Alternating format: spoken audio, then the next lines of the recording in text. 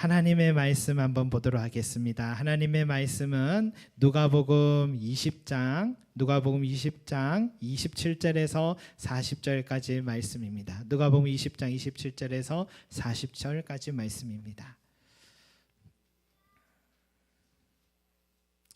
제가 이제 여러분 이제 서로 교독합니다. 부활이 없다고 주장하는 사두개인 중 어떤 이들이 와서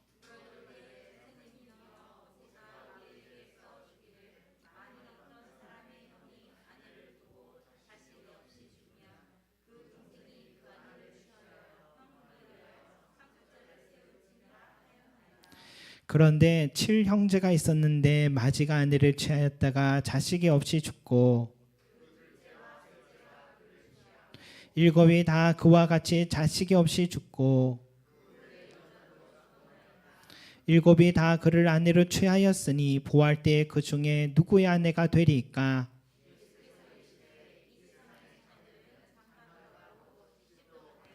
저 세상과 및 죽은 자 가운데서 부활함을 얻게 합당히 여김을 받은 자들은 장가가고 시집가는 일이 없으며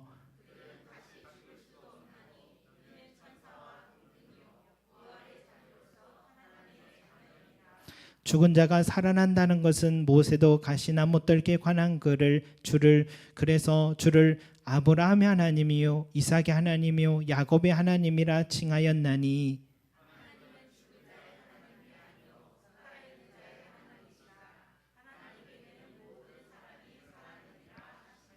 서기관 중 어떤 이들이 말하되 선생님 잘 말씀하셨나이다 하니 그들은 아무것도 감히 더 물을 수 없음이더라. 아멘.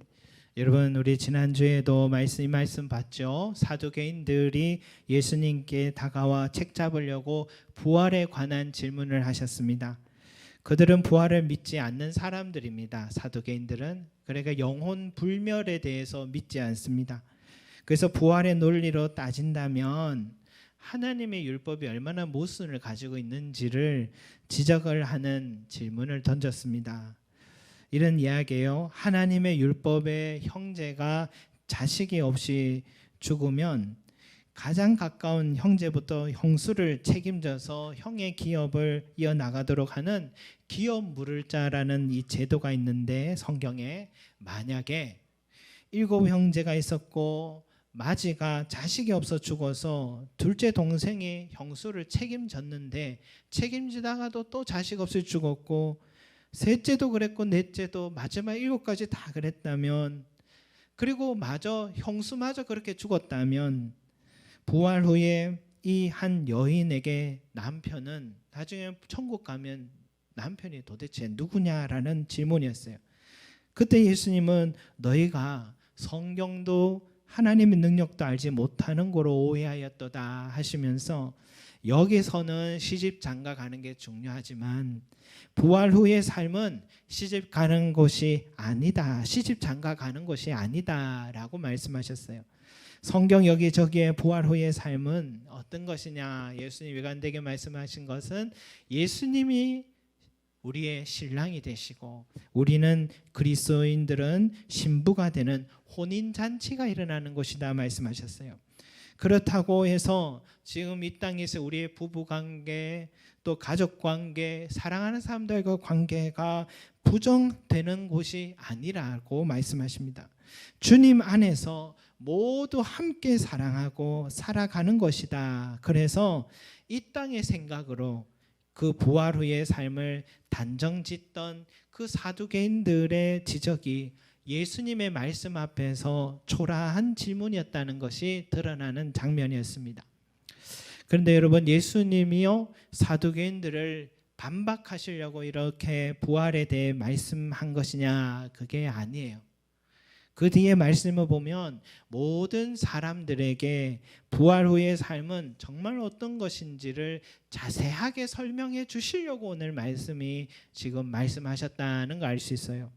먼저 부활 후에 우리의 모습은 어떻는가? 여러분 먼저는 천사와 동등하게 된다. 천사와 동등하다. 36절 같이 읽어보겠습니다. 시작. 그들은 다시 죽을 수도 없나니 이는 천사와 동등이요 부활의 자녀로서 하나님의 자녀임이라. 아멘. 여러분, 천사와 동등하게 된다. 부활 후에 우리는 천사와 동등하게 된다. 이게 무슨 말일까요? 그것은 바로 천사는 초월적인 능력을 갖고 있듯이 우리도 부활 후에 우리는 초월적인 우리의 몸을 갖게 된다, 이런 뜻입니다. 가장 좋은 예가 부활하신 예수님의 몸이죠. 예수님은 죽으실 때에 죽은 그 모습 육신 그대로 다시 살아나셨잖아요. 그런데 달라진 것은 시간과 공간에 제한되지 않는 신비한 몸을 갖고 다시 살아나셨죠. 이것을 영화된 몸이라 합니다. 영화된 몸이라 하는데 어떤 사건들이 있었습니까? 부활 후에 40일 동안 예수님이 이 세상을 걸어 다니셨어요. 엠마오 도상에서도 걸어 다니셨고 거리를 활보하시면서 적어도 한 500여 명의 사람을 만났다고 해요. 또 순식간에 다른 장소에 내가 갈릴리에 가서 있을 것이다. 갈릴리 벌써 가 계세요. 그리고 문이 잠겨 있는데도 제자들의 있는 방 안으로 벌써 들어와 계십니다. 여러분, 이 정도면 유령 아닙니까? 그죠? 유령의 몸이잖아요. 그런데 자기의 손을 내밀어 보시니까 못 박힌 손자국과 옆에 창자국을 만져보래요. 그대로 육신의 몸이 있어요. 그리고 제자들에게 배고프다 하면서 먹을 것 좀 달라 하시더니 또 드시기도 하세요.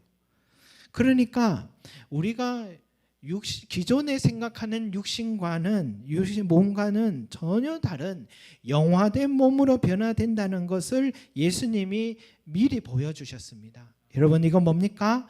우리도 부활하게 되면 이런 영화된 몸을 갖게 된다는 약속의 말씀입니다. 이런 점에 있어서 천사와 동등하다라는 뜻이죠. 그런데 여러분, 동등하다 해서 천사와 같다 할 수는 없습니다. 왜? 천사는 하나님의 수종드는 존재입니다. 우리는 그럼 누굽니까? 36절 후반에 보니까 부활의 자녀로서 하나님의 자녀임이로다. 하나님의 자녀라 했습니다. 여러분, 우리는 하나님의 자녀입니다. 아버지의 수종드는 종은 자연히 자식의 수종드는 종이 되는 거죠. 그러니까 천사는 우리 그리스도인들을 수종드는 존재들입니다. 그래서 찬송가에 천사도 흠모하겠네 라고 했잖아요. 여러분, 천사도 우리 그리스도인들의 사명과 신분을 부러워할 만큼 우리는 하나님의 자녀된 자들입니다. 여러분, 또 천사들이 우리를 부러워하는 이유는 뭐냐면 우리의 신분이 하나님의 자녀이기 때문인데, 또한 이 하나님의 자녀는 어떤 자녀냐? 부활의 자녀다. 부활의 자녀. 저와 여러분들이 하나님의 자녀임과 동시에 바로 우리는 부활할 사람들임을 믿으시기 바랍니다. 부활의 자녀들입니다, 여러분. 그런데 부활의 자녀가 되었다가 해서 안 늙는 게 아닙니다. 안 죽는 게 아닙니다. 우리 모두 죽습니다. 흙으로 돌아갈 것입니다. 그런데 왜 36절에 앞에 보니까 그들은 다시 죽을 수도 없나니라고 말씀했을까요? 여러분, 이것은 우리가 육체의 몸을 떠나는 순간에 우리 영혼은 주님의 품에 안기어서 평안하게 쉬게 될 것입니다. 그리고 주님께서 이 땅에 다시 재림하는 그때에 천국에 거하고 있던 우리의 영혼은 주님과 함께 재림하면서 그때 어떤 일이 또 일어나냐면 이 땅에 흙으로 돌아갔던 우리의 육신이 다시 재생이 됩니다. 재생이 돼서 우리 영혼과 재결합을 하면서 우리 몸은 영화된 부활의 몸으로, 신비한 몸으로 변화된 때가 온다는 것입니다. 그리고 그러면 이 땅에 살아가던 그리스도인들은 어떻게 되냐? 주님이 공중에 재림하실 때 이 부활의 몸으로 이 땅에 살아가던 사람들이 부활의 몸으로 영화가 되어서 공중에 올라가 공중에서 주님의 재림을 맞이하게 되는 것입니다. 그래서 예수님은 나는 부활이요 생명이니 나를 믿는 자는 죽어도 살겠고 살아서 믿는 자는 영원히 죽지 아니하리라 라고 말씀하신 것입니다. 그러니 여러분, 우리는 죽음을 두려워하지 않아도 됩니다. 결국 우리는 다시 죽을 수 없기 때문입니다. 물론 갑작스러운 불치병이 찾아와서 육체의 사형 선고가 떨어지면 누구나 당황하고 서글프죠. 그런 순간에 태어난 사람 없습니다. 누구나 죽음은 두렵습니다. 내 존재가 연기처럼 사라질 것 같아서 막연한 세계에 빠질 것 같아 두렵습니다. 그러나 우리 그리스도인들은 예수님의 약속의 말씀 믿습니다. 나를 믿어 하나님의 자녀된 너희들은 부활할 것이다. 반드시 부활할 것이다. 나를 믿는 자는 죽어도 살겠고 살아있는 자는 영원히 살 것이다. 약속하셨습니다. 여러분, 이 약속의 말씀을 믿으시고 오늘도 담대함으로 삶과 죽음을 맞이하시길 바라겠습니다. 구차한 삶을 왜 이리 오래 사나 하는 생각이 들면 하나님 나에게 사명을 주셔서 그렇구나 하고 주님 앞에 받게 될 면류관을 기대하면서 나에게 힘이 있는 한, 걸을 수 있는 힘만 내게 주신 사명을 감당하시기 바랍니다. 걸을 수 없으면 그 자리에서 기도의 사명 주신 줄 알고 기도와 찬송 예배 드리면 됩니다. 우리 노예 목사님들 중에 한 분은 선교사가 꿈이었는데 갑자기 개척교회를 하게 되셨대요. 아름답게 교회를 또 세웠어요. 그러니까 이분은 선교사가 꿈이었지만 사명은 개척교회였던 것 같아요. 그런데 노년이 되었는데 좀 더 일찍 은퇴를 하시더니 교회를 후임자에 넘겨주시더니 지금 필리핀에 가서 또다시 교회를 아름답게 세우셔서 남은 생을 선교사님으로 생을 드리는 모습 보면서 멋지다는 생각이 들어요. 그뿐만이 아니라 다음 주에 오실 우리 캄보디아 선교사님과 함께 또 사역하는 캄보디아에 또 한 정말 나이 많으신 선교사님 계신데 그분도 한국에서 교회를 잘 세우시고 일찍 은퇴하신 후에 선교사로 지금까지 남은 생을 드리는 모습 보면서 그리스도인에겐 은퇴란 없구나, 항상 정규직이었구나 하는 것을 알게 됐습니다. 여러분, 이제 곧 죽음을 앞두고 있다면 하나님께서 편히 쉬어라, 그동안 수고했다, 안식을 주시려는구나 하고 부활 후의 삶을 소망하며 기쁨으로 죽음을 맞는 것, 그것도 그리스도인의 삶인 줄 믿습니다. 부활의 소망이 삶과 죽음을 여러분 얼마나 아름답고 확신 있게 만드는지 모릅니다. 이것이 세상에서 받은, 우리가 그리스도인들이 받은 가장 큰 선물임을 믿으시고 여러분 부활의 산자로서 살아가시기 바랍니다. 여러분, 또 부활의 삶을 얻게 된 그리스도인들에게 어떤 축복이 있는가? 우리 37절 38절 한번 같이 읽겠습니다. 시작. 죽은 자가 살아난다는 것은 모세도 가시나무 떨기에 관한 글에서 주를 아브라함의 하나님이요 이삭의 하나님이요 야곱의 하나님이시라 칭하였나니 하나님은 죽은 자의 하나님이 아니요 살아있는 자의 하나님이시라. 하나님에게는 모든 사람이 살았느니라 하시니. 아멘. 여러분, 하나님은 죽은 자의 하나님이 아니요 살아있는 자의 하나님이시라 라고 하셨습니다. 믿습니까? 아멘. 저는 못 믿었습니다. 이게 무슨 말이지? 저는 솔직히 죽은 사람은 이제 관심이 없고 좀 살아있는 그 사람에게만 하나님이 관심이 있다는 뜻인가? 죽은 사람 좀 서운하겠다. 아브라함 그렇게 쓰시더니 이제는 이삭의 하나님이라고, 이삭 죽거나 야곱의 하나님이라면 앞에 떠난 사람 어떡하나, 그런 생각했습니다. 여러분, 그러니까 저는 아브라함의 하나님이요 이삭의 하나님, 야곱의 하나님이다 이 말을 보면서 하나님은 살아있을 적의 하나님이지 죽으면 하나님 그 사람 잊어버리는 것은 아닌가 오해도 됐습니다. 교회의 일꾼으로 김 집사님이 열심히 일하셨는데 목사인 제가 늘 김 집사님 칭찬하시다가 부득이한 사정으로 김 집사님이 교회를 떠났어요. 또 세상을 떠나실 수 있죠.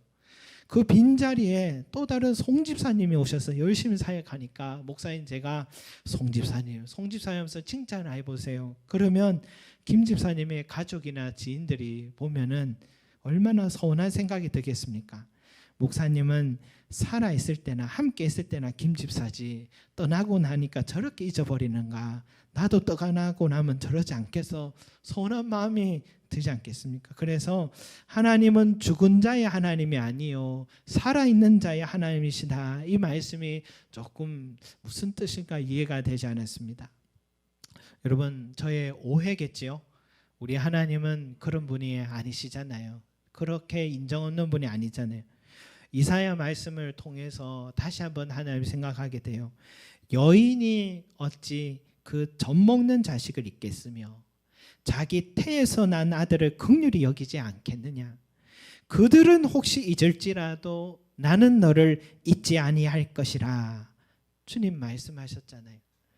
여러분, 하나님께 그렇게 충성했던 자녀인 아브라함, 이삭, 야곱, 하나님이 어떻게 잊겠습니까? 아브라함의 하나님, 이삭의 하나님, 야곱의 하나님의 말씀은 여러분 무슨 말이냐? 영원히 그들의 하나님이 되어주신다는 말씀이었습니다. 왜냐? 그들도 하나님의 자녀, 곧 부활의 자녀이기 때문입니다.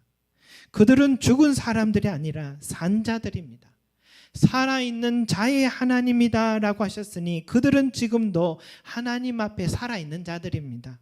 그래서 38절 후반에 보니까 하나님에게는 모든 사람이 살았느니라. 모든 사람이 살았느니라. 메시지 성경에서는 이렇게 됐어요. 그분께는 모두가 살아 있습니다. 그분께는 모두 살아 있습니다. 이 말이에요. 여러분, 모든 하나님의 자녀들은요, 모든 그리스도인들은 죽어도 산 자입니다. 죽어도 살아 있어도 그들 모두 다 산 자들, 살아 있는 자들입니다. 하나님은 모든 산 자들의 하나님이십니다. 여러분, 이것은 우리에게 던져주는 의미가 커요. 우리도 언제가 주님 앞에 서게 되면 성경에서 만났던 아브라함도 이삭도 야곱도 만나고 여호수아도 만나서 당신이었군요. 세례 요한도 베드로도 바울도 만나게 되면 너무 반가워할 것 같아요.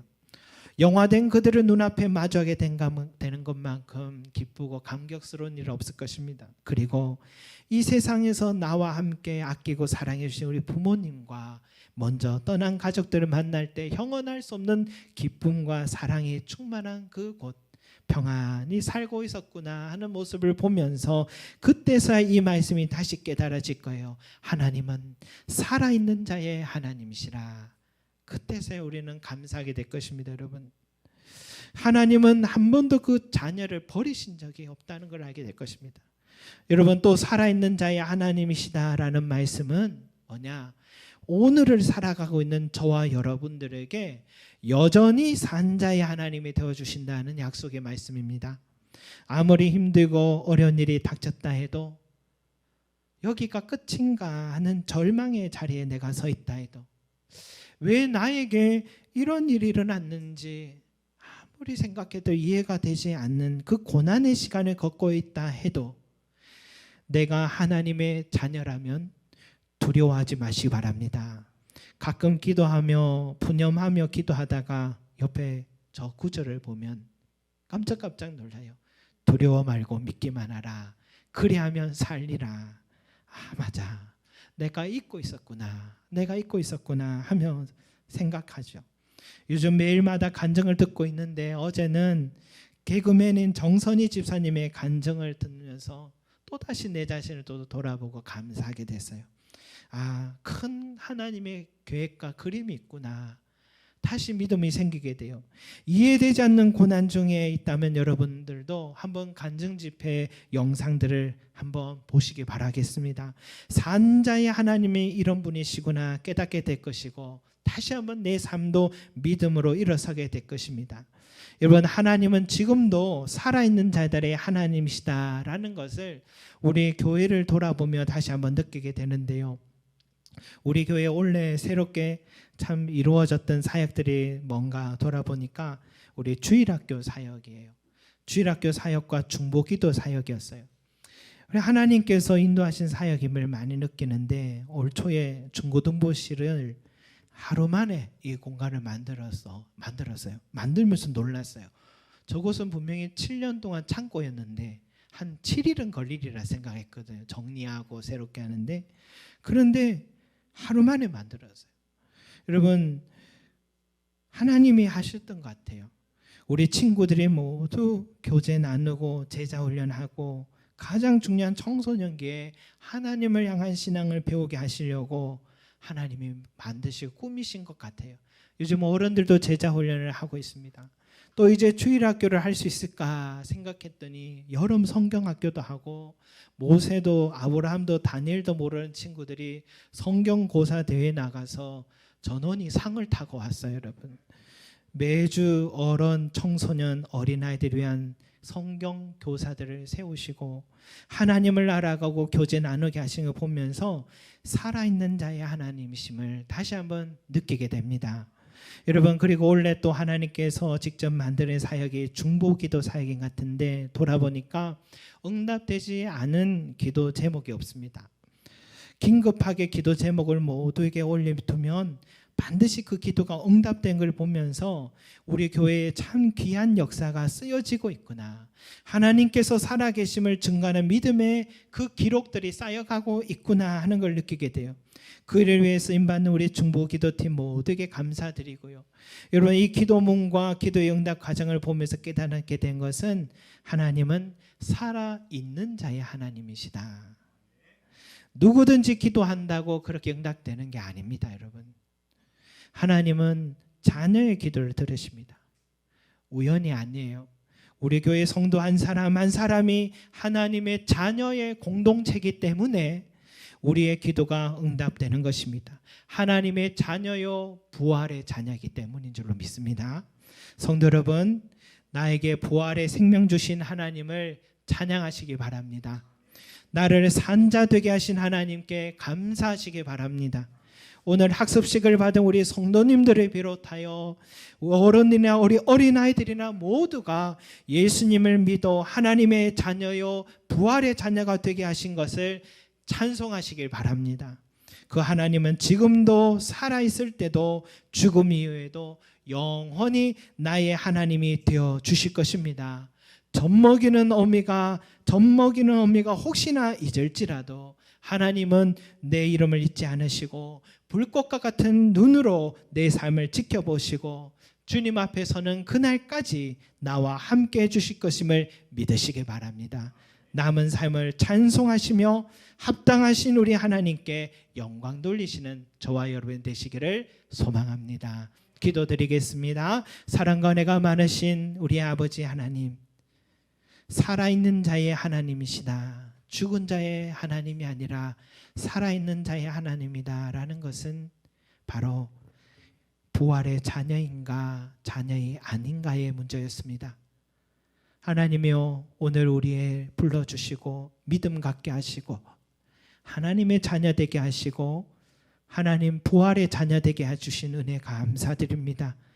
우리 모두 산자 되게 하여 주심을 감사합니다. 여기 이 땅에 살아갈 때도 우리의 하나님이시여, 우리가 죽은 후에 부활 후의 삶을 살 때도 우리의 하나님이신 줄 믿습니다. 그 큰 은혜를 주신 하나님은 날마다 찬송하게 하여 주시고 이 세상을 살아갈 때도 나와 함께 하신 하나님을 감사하고 찬송하고 두려워하지 말게 하시고, 어떤 어려움이 있어도 하나님을 다시 한번 기억하고 그 은혜와 능력을 체험하는 우리 귀한 부활의 자녀들이 되게 축복하여 주시옵소서. 감사드리며 예수 그리스도 이름으로 기도드립니다. 아멘.